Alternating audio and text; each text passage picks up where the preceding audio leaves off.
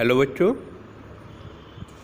कल हमने देखा था कि इंस्पेक्शन क्या होता है, सिलेबस देखा था और एक मोटा मोटा हमने पहला यूनिट को देखा था। ठीक है, तो आज हम देखेंगे, अपने मेन टॉपिक पे आएंगे निरीक्षण, जिसको हम इंस्पेक्शन कहते हैं।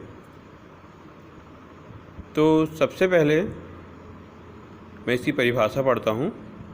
किसी भी उत्पाद का उत्पादन करते समय निर्माता का पहला उद्देश्य यह होता है कि वह जो भी उत्पाद निर्मित करे वह पूर्व निर्धारित विनिर्देशों के अनुरूप हो तथा उपभोक्ता को स्वीकार हो। मतलब स्पेसिफिकेशन, मतलब हम ये जानते हैं कि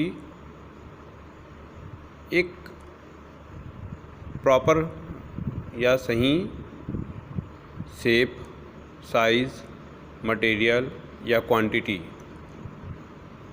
कि हाँ ये चीज़ बनाया जा रहा है तो उसमें इतना इतना, जैसे आप खाना बनाते हो ना, तो आप खाना बनाते हो तो क्या होता है, कभी नमक ज़्यादा हो जाएगा तो आपको टेस्ट बिगड़ जाएगा, है ना। कभी चाय में शक्कर ज़्यादा हो जाएगा या दूध ज़्यादा होगा। किसी भी चीज़ की अधिकता या कमी उस चीज़ को बेकार कर देता है ना। तो ठीक उसी प्रकार ये एक निर्धारित होता है कि किसी भी मटेरियल में या किसी भी पदार्थ में हर चीज़ की क्वांटिटी कितना होना चाहिए, ये चीज़ निर्धारित होता है, जो उसकी गुणवत्ता को बढ़ाता है ना। और जैसे आप लोग चाय बनाते हो, चाय पीते हो तो बोलते हो आज शक्कर ज़्यादा है यार, या किसी चीज़ में कमी निकालते हो, है ना। तो वो चीज़, वही चीज़ उसको कहलाएगा आपका इंस्पेक्शन या निरीक्षण। ठीक है, तो इसका सबसे मेन परिभाषा है ऐसा कार्य जिसके अंतर्गत उत्पाद के पूर्व निर्धारित विनिर्देशों के अनुरूप होने या न होने की जांच की जाती है, निरीक्षण कहलाता है। जैसा कि तीसरा लाइन में लिखा हुआ है, ये आपकी परिभाषा हो गई। यदि परीक्षा कुछ भी पूछे निरीक्षण के बारे में तो आप निरीक्षण की परिभाषा जरूर लिखना। सपोज मान लो कि ये निरीक्षण का लाभ पूछता है, वो पूछेगा खाली निरीक्षण के लाभ बताओ, तो भी आप शुरुआत निरीक्षण की परिभाषा से ही करोगे। तो निरीक्षण की परिभाषा क्या है? ऐसा कार्य जिसके अंतर्गत उत्पाद के पूर्व निर्धारित विनिर्देशों के अनुरूप होने या न होने की जांच की जाती है, निरीक्षण कहलाता है। ठीक है, तो इसके बाद 2 पॉइंट और लिख सकते हैं हम। निरीक्षण द्वारा उत्पाद के गुण नहीं बढ़ा सकते, बल्कि उस गुण को नियंत्रित या अवश्य किए जा सकते हैं। ठीक है बच्चों, ये हो गया निरीक्षण का परिभाषा। अब आते हैं निरीक्षण के उद्देश्य में।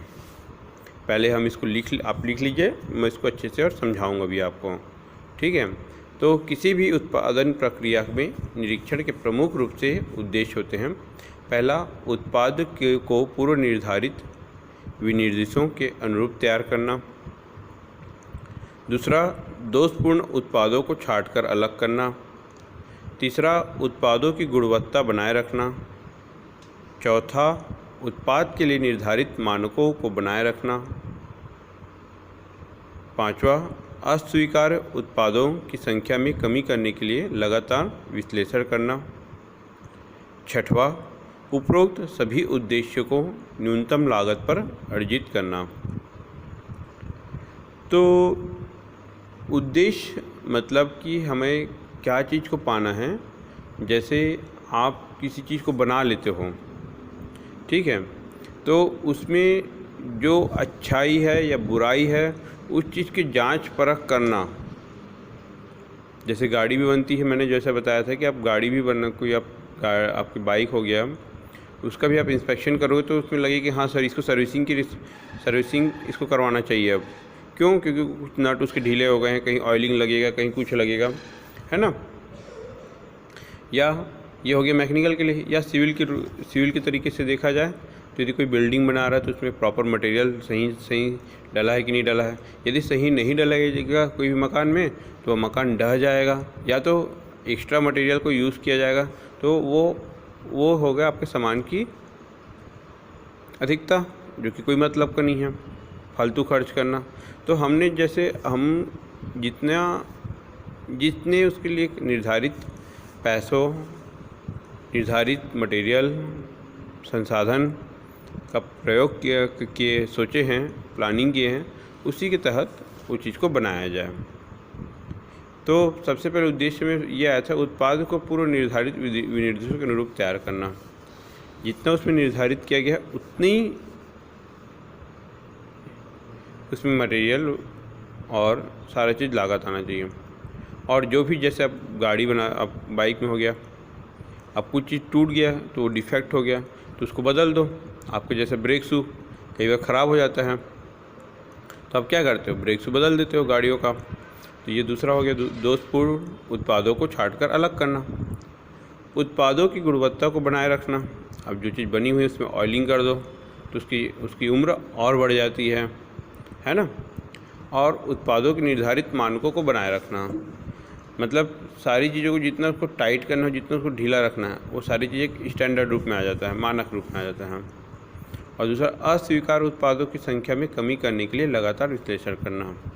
उसमें हम और क्या अच्छा कर सकते हैं, इस चीज़ का एक एनालिसिस मतलब विश्लेषण करते रहना चाहिए।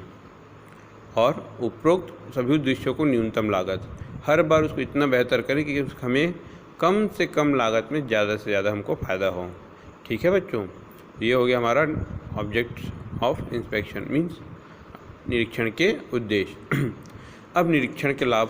पहले तो मैं ये पूछूंगा तुम लोग से, निरीक्षण के लाभ। आप अपनी गाड़ी को सर्विसिंग क्यों कराते हो? आप लोग खुद देखो, या कोई आपके ऊपर देखता है कि हाँ भाई अरे यार गाड़ी चलाता है, आप उसको हमेशा चलाएं। कोई दूसरा चलाएगा तो अरे यार इसमें ये परेशानी है, वो परेशानी है, ऐसा अच्छा है, वो अच्छा है। तो ये सब चीज़ बताता है ना कि आपके जैसे पापा जी हो गए, यदि आपकी गाड़ी उन्होंने चलाया तो बोलेंगे कि इसमें तू हवा प्रॉपर नहीं भर के रखता, या उसमें ब्रेक टाइट करवा ले, या ब्रेक कुछ ज़्यादा ही घिस गया तो ब्रेक चेंज करा ले, चैन टाइट करवा ले, और लाइट थोड़ा सा उसका अप डाउन हो रहा है उसको ठीक करवा ले। तो ये सारी चीज़ें क्या होता है, तो हम इससे हमारी गाड़ी की जो क्या है गुणवत्ता ही बढ़ेगी, है ना। तो ये क्या हो गया, ये इंस्पेक्शन के लाभ में आ जाएगा, मीन्स निरीक्षण के लाभ में। आइए अब इसको पॉइंट वाइज देखते हैं। निरीक्षण के लाभ। पहला पॉइंट है उत्पाद मानक गुणवत्ता को प्राप्त होता है। जाहिर सी बात है आपकी गाड़ी सर्विसिंग होगी, अब आपकी गाड़ी सर्विसिंग होगी तो जाहिर सी बात है उसमें कुछ ना कुछ हमको ऐसे फ़ायदे होंगे, जैसे उसकी उम्र बढ़ जाएगी बोला जाए, उसकी स्पीड अच्छी हो जाएगी, उसका चलाने में उसको स्मूथ लगेगा, अच्छा आसानी से हर चीज़ हैंडल होगा। तो ये सब चीज़ क्या है, ये उससे लाभ होगा। तो सबसे पहला है उत्पाद मानक गुणवत्ता से को प्राप्त होता है, उसमें अच्छे से सर्विसिंग होगा तो जाहिर सी बात है। दूसरा है निरीक्षण से दोषपूर्ण उत्पाद, जो भी उसमें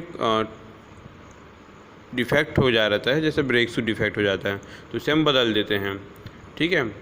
तीसरा, निरीक्षण से उत्पाद के गुणों में नियंत्रण बना रहता है, जाहिर सी बात है उसकी क्वालिटी इम्प्रूव हो जाएगा। इससे मानकों को निर्धारण में मदद मिलेगा, जो उसकी एक स्पीड इतने के इतना लिमिट होता है वो भी अच्छा रहेगा। दोषपूर्ण उत्पाद की बिक्री के लिए बाज़ार में नहीं पहुंच पाते हैं, जिससे उपभोक्ताओं के बीच उद्योग की अच्छी छवि बनी रहती है, ये भी अच्छी बात है। तीसरा, उत्पाद की अपरिवर्तनता इंटरचेंजेबिलिटी बनी रहती है। मैं इसको आगे अपरिवर्तनता को आगे आपको और अच्छे से बताऊंगा। उद्योग के लाभांश में बढ़ोतरी होती है, इसमें कैसे इसकी बढ़ती है, प्रॉफिट देता है उसको ही बताऊंगा। ठीक है। अब अगला आते हैं निरीक्षण के प्रकार। तो आज इसका पॉइंट लिख लेते हैं। निरीक्षण के प्रकार: आगत पदार्थ निरीक्षण, प्रक्रम निरीक्षण, दोषयुक्त उत्पादों को छांटने के लिए परीक्षण, चौथा अंतिम निरीक्षण, पांचवा निर्गत पदार्थ निरीक्षण। कल हम देखेंगे निरीक्षण के प्रकार को अच्छे से और आगे कंप्लीट करेंगे और देखेंगे इंस्पेक्शन का मेन किन दो उसको महत्वपूर्ण भागों में बांटा गया है। ठीक है बच्चों, तो आज क्या आपका होमवर्क है, रिटर्न वर्क करना है आपको, वो है पहला निरीक्षण की परिभाषा लिख लेना, और दूसरा निरीक्षण के उद्देश्य को पॉइंट वाइज लिखो, है ना। तीसरा निरीक्षण के लाभ, इसको आप पॉइंट वाइज लिख लीजिए अपने कॉपी में। ठीक है बच्चों, ठीक, धन्यवाद।